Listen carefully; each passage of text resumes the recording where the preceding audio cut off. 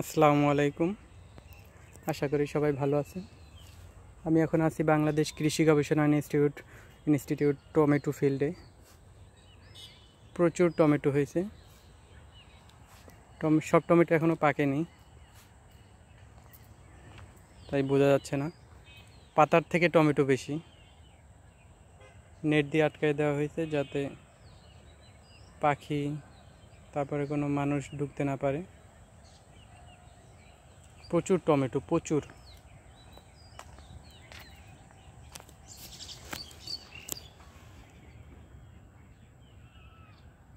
Net দিয়ে আটকানো, তাই বোঝা যাচ্ছে না।